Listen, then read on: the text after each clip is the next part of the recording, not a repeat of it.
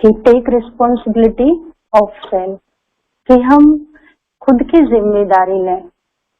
जब से हमने होश संभाला है तो कहीं ना कहीं हम एक जिम्मेवार रहे ही हैं, एक जिम्मेदारी आई है। लेकिन उन जिम्मेदारियों के बीच में अगर हम देखें कि खुद को भूल गए हैं कि हमें खुद की जिम्मेदारी क्या लेनी है, तो इतनी सारी रिस्पॉन्सिबिलिटीज हैं। सुबह से शाम तक हम सब कुछ करते हैं। कई बार लोग तारीफ भी करते हैं हमारे काम की, कई बार देखें तो नहीं भी, एक सेकंड में बोल देते हैं कि आप करते ही क्या हो। तो ये तो आप सब घर गृहस्थ में गुजर ही रहे हैं। तो बात आती है कि खुद की जिम्मेदारी हम कैसे लें, अपने आप को हम कैसे संभालें। तो जिम्मेदारी का अर्थ ही होता है कि हम टाइम पर करें उन चीजों को, और जो चीज जैसी है उसको वैसे ही करें। तो यहाँ बात आती है कि जब हमारे साथ कुछ अच्छा होता है या बुरा होता है तो हम उस समय क्या करते हैं, दूसरों पर ब्लेम डालते हैं।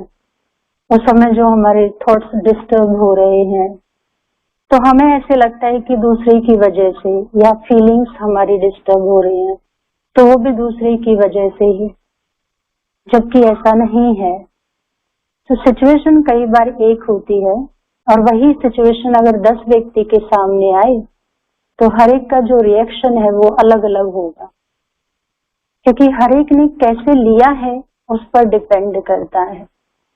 तो सबसे पहली जिम्मेदारी हम अपने विचारों की लें, अपने मन की लें। आज हम सबके मन का ध्यान रखते हैं, सबकी पसंद नापसंद का ध्यान रखते हैं, लेकिन खुद की पसंद, खुद का मन कैसा है, क्या इसका ध्यान रखते हैं? तो कहने को तो मन मेरा है, लेकिन हमेशा दूसरों के साथ रहता है, दूसरों की बातें करता है, दूसरों के बारे में क्या करना है क्या नहीं करना, ये सब बातों के बारे में सोचता है। तो कभी भी आप देखेंगे कि ज्यादातर हम अपने मन की जो स्थिति है वो दूसरे पर हमारी डिपेंड होती है। अगर किसी ने हमारी प्रेज कर दी तो आप देखेंगे कि हमारा मन क्या उड़ान भरता है, कितना खुश रहता है। और अगर हमारी किसी ने तारीफ नहीं की तो फिर मन की स्थिति देखिए कैसी हो जाती है।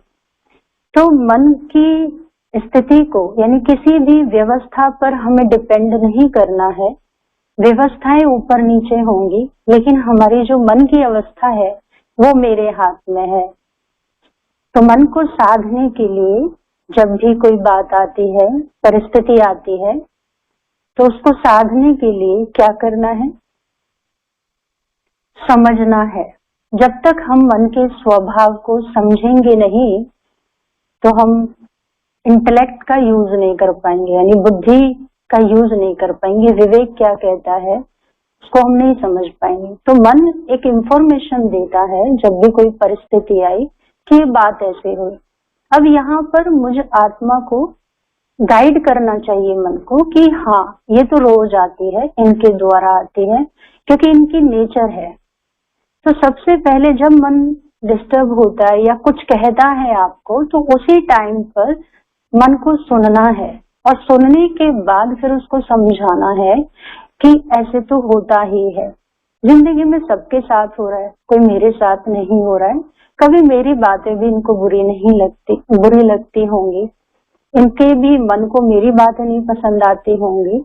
तो इस तरीके से जब उस समय नेगेटिव थॉट्स क्रिएट होते हैं तो हम उनको डाइवर्ट कर सकते हैं, पॉजिटिव वे में ला सकते हैं। बहुत सारे कोर्सेज आपने किए हैं पॉजिटिव थिंकिंग के, हम सब पॉजिटिव रहना चाहते हैं, पर बात है कि रहता कौन है।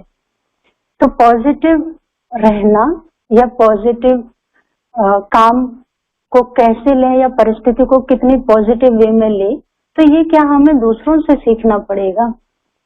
ये तो हमारे अंदर है ना ये शक्ति। लेकिन कभी हमने अपने आप को वक्त नहीं दिया, अपने आप से बातें नहीं की, अपने आप पर काम नहीं किया कि जब भी कोई बात आती है तो उस समय मैं कैसे पॉजिटिव लूं और कैसे उसमें अपनी गुण और शक्तियों का इस्तेमाल करूं।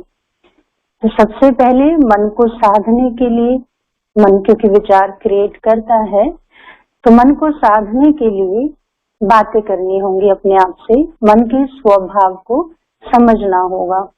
दूसरा, छोटे छोटे टारगेट्स हम लें। जैसे हम कहीं जाते हैं तो अपने आप को ये कह दें कि आज मैं इधर उधर नहीं देखूंगी, है ना।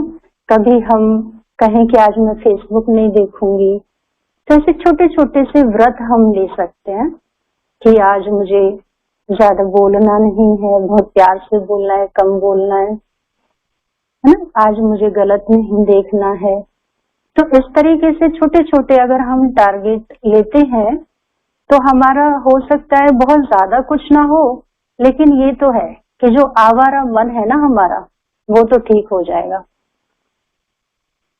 तो अपने आप पर फोकस करना बहुत जरूरी है।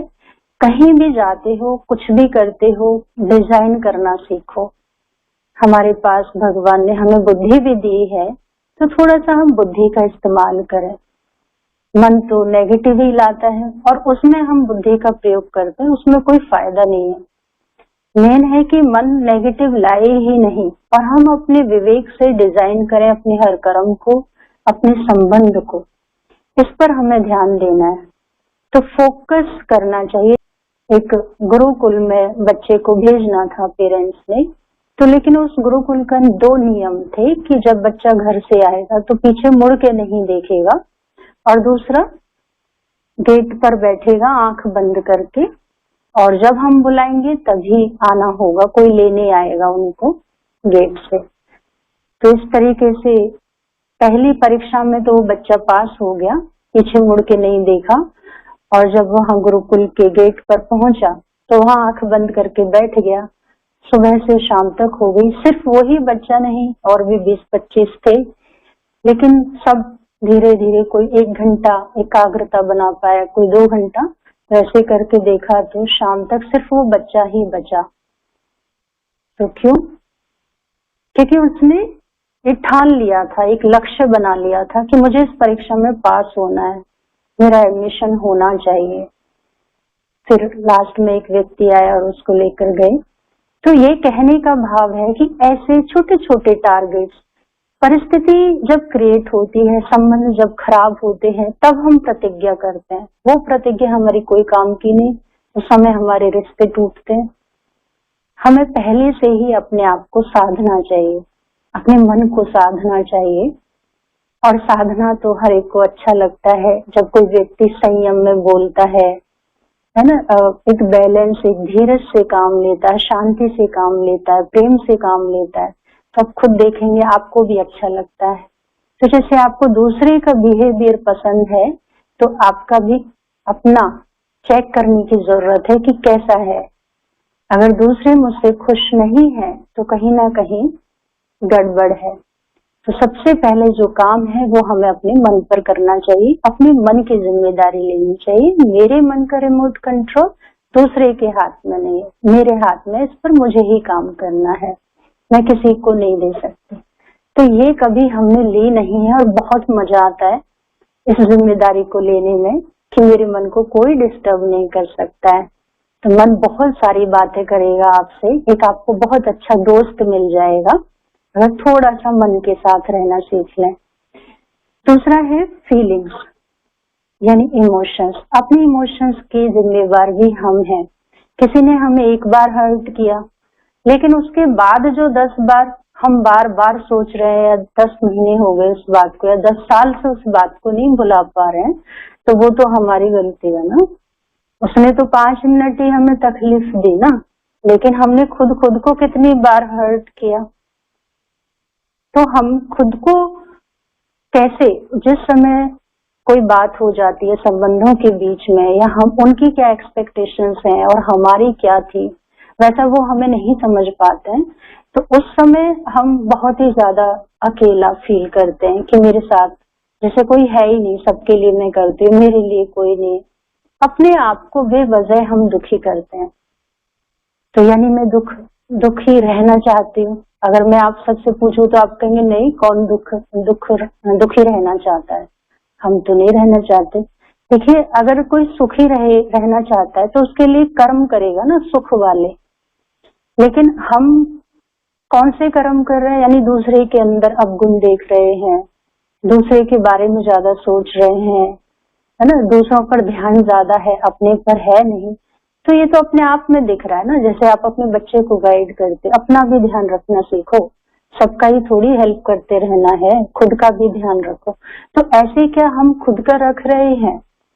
तो अपनी इमोशंस को स्ट्रांग बनाना है। जैसे कोरोना काल चल रहा है तो इसमें फिजिकली इम्यूनिटी की बहुत जरूरत है, तो उसके लिए तो विटामिन सी आप लेते ही हैं, तो यहाँ पर मेंटली इम्यूनिटी की भी जरूरत है। तो इसके लिए उसमें तो लेना होता है, इसमें छोड़ना होता है। तो 5C आपको लेनी नहीं है, उस पर ध्यान नहीं देना है। डोंट क्रिटिसाइज, ना करना है। और जब दूसरे हमारी आलोचना करते हैं तो उस समय भी अपने सेल्फ रिस्पेक्ट में रहना है, क्योंकि जिसको जैसा देखना है वो उसके ऊपर है, उसकी पसंद नापसंद के ऊपर है। लेकिन सबको मुझे कैसे देखना है, ये मुझे देखना है। So don't criticize, don't cry. हमें रोना नहीं है। एक होता है आंखों से रोना, है ना, आंसू से रोना। दूसरा रोना क्या है? मन का रोना। हर बात बात पर रोते हैं, शिकायत ही करते रहेंगे, तो नहीं।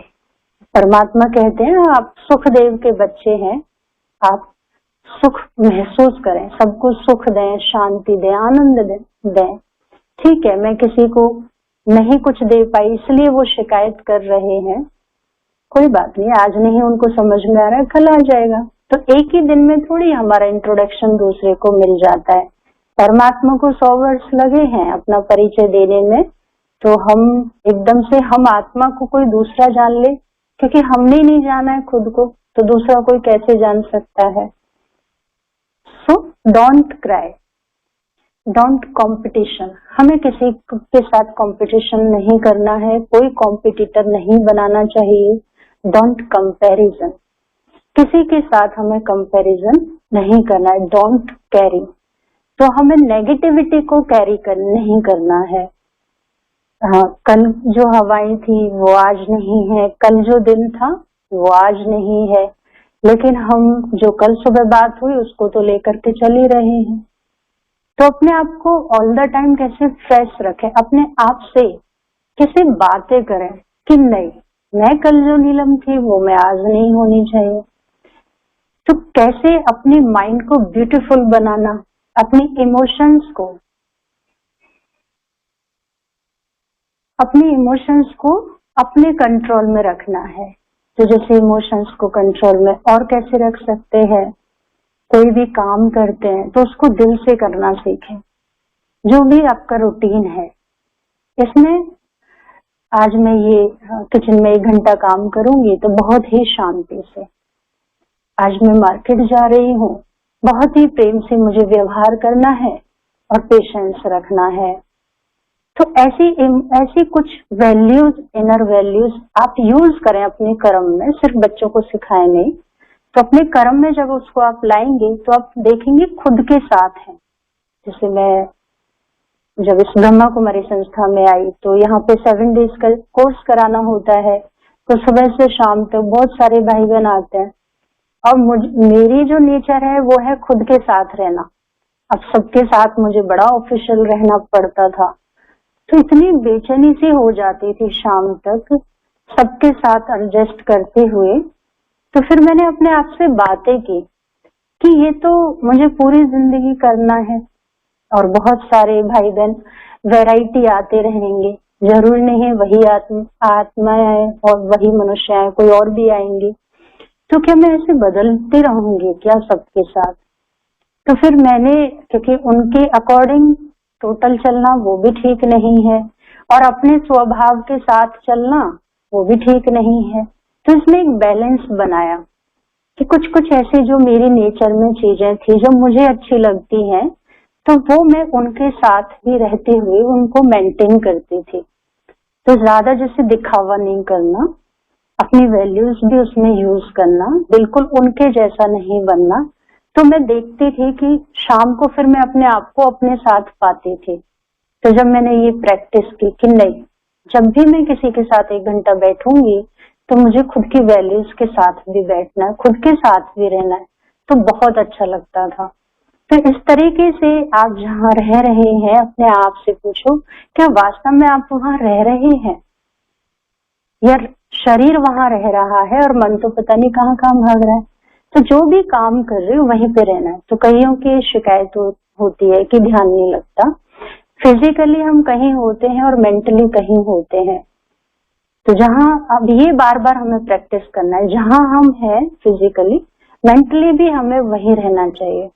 तो इससे क्या होता है, जो हमारा सबकॉन्शियस माइंड है, जो व्यक्ति को या घटना को पकड़ लेता है, उसके जो चेन है उसको आप कट कर पाएंगे।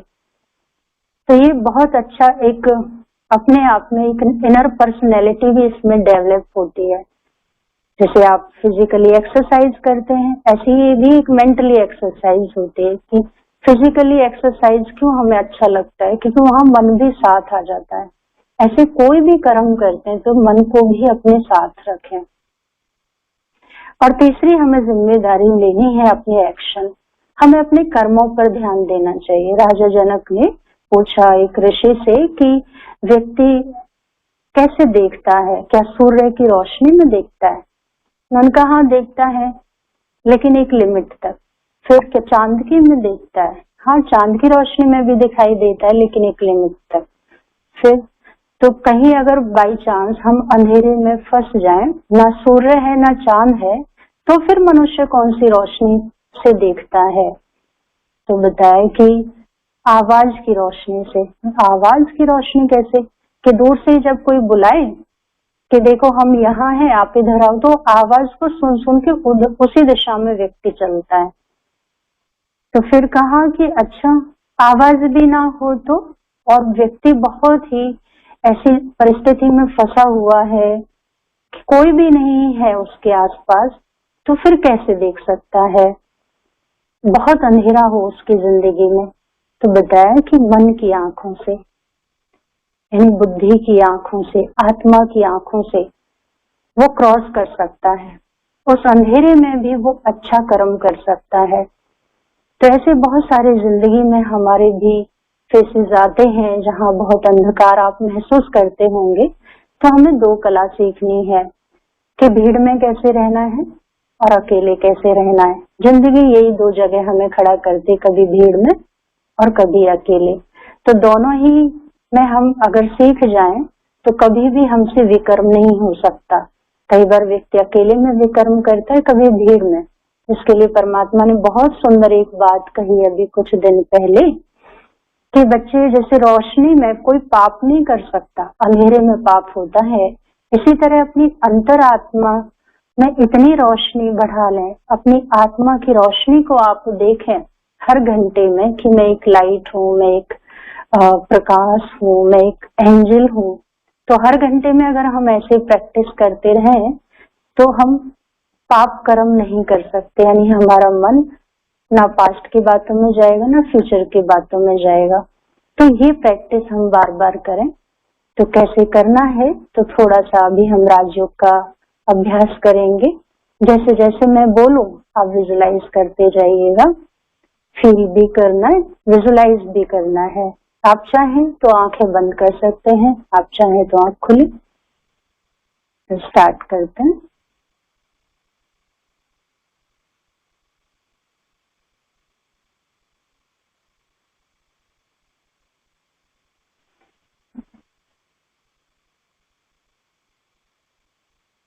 अपने श्वासों पर ध्यान दीजिए।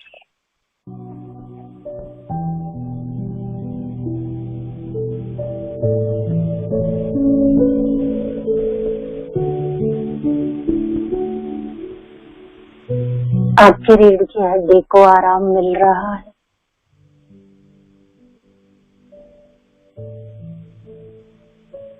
मन भी शांत हो गया है, क्योंकि मन ने अभी ऐसी कुछ बातें जो सुनी वो भी यही चाहता।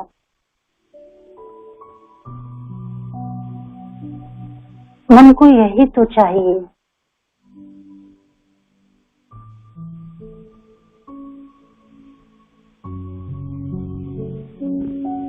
अपने हाथों में एनर्जी फील कीजिए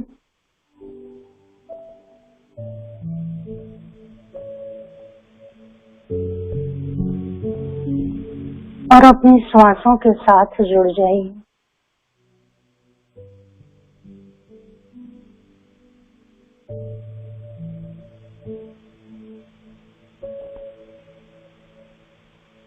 अपने आप को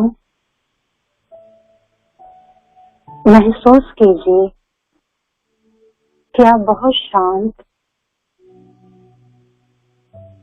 और बहुत पवित्र फील कर रहे हैं।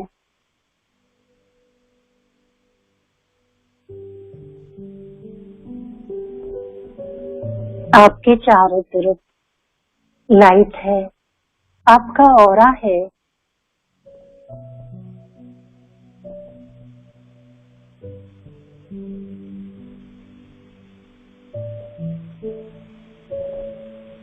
नाक से श्वास आ रही है और जा रही है।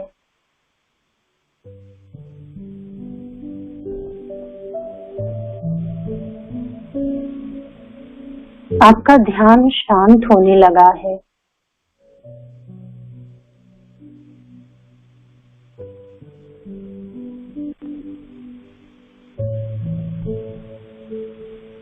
मन जीरो होने लगा है, डेल्टा वेव्स में जा रहा है।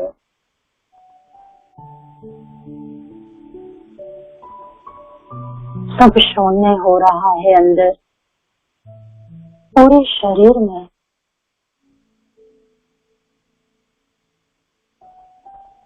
अंदर ही अंदर बहुत सन्नाटा, जैसे अंतर मन बिल्कुल चुप शांत होकर बैठ गया हो।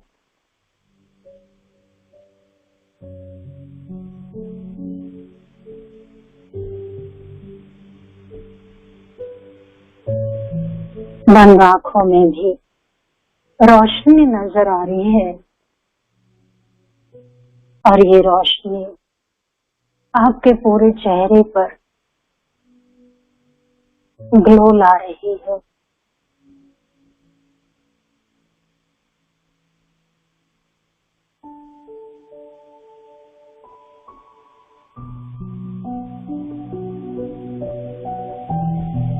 कानों की एनर्जी भी शांत होने लगी है। आंख, मुंह, पूरा फेस देखिए कितना शांत हो गया है आपका।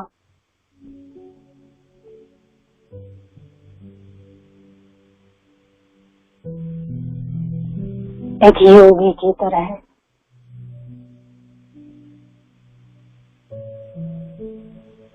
जैसे योगी के चेहरे पर कितनी शांति और ग्लो होता है, ठहराव होता है।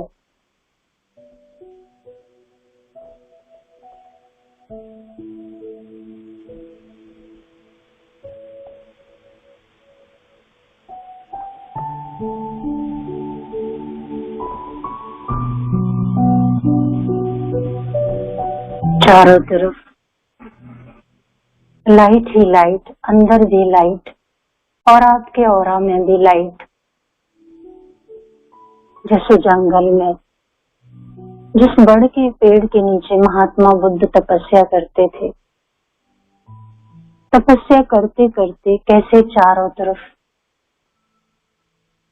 एक पवित्रता का कवच, चारों तरफ लाइट।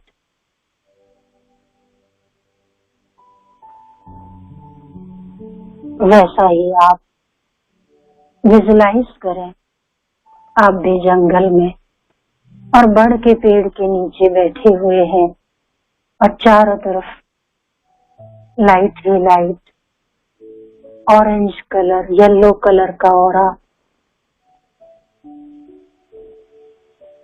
पूरा शरीर पवित्र महसूस हो रहा है।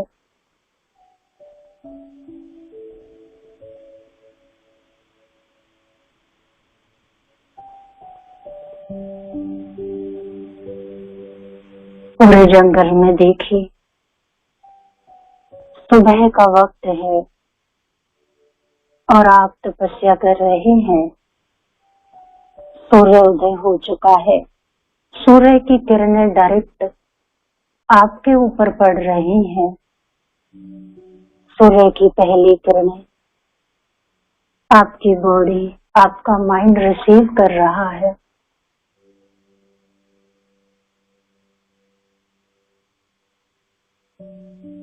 जंगल में भी शांति है, आपके अंदर भी शांति है।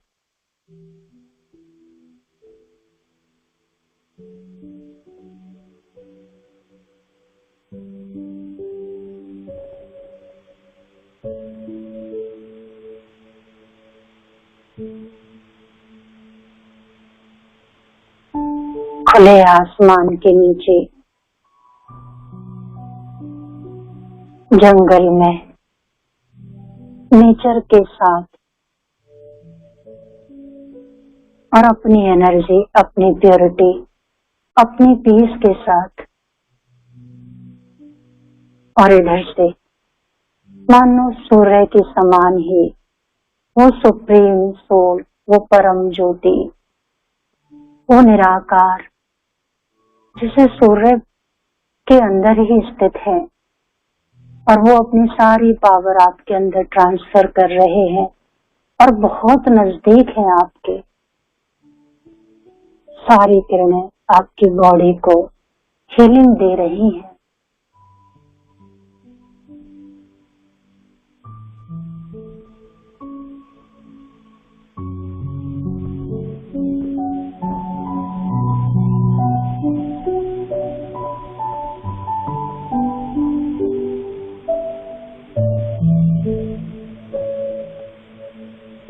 यहाँ भी अपने आप को देखो,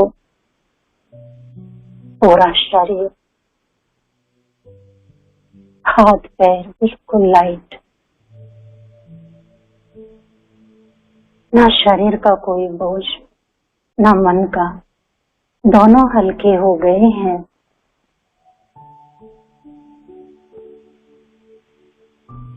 बहुत अच्छा लग रहा है खुद को महसूस करना, खुद के साथ रहना। अब हल्की सी आंखें खोल लें और खुली हुई आंखों में अंदर बाहर की शांति को महसूस करें।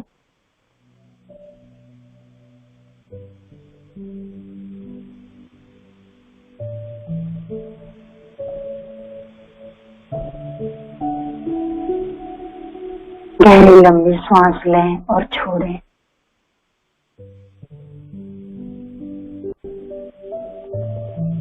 ओम शांति।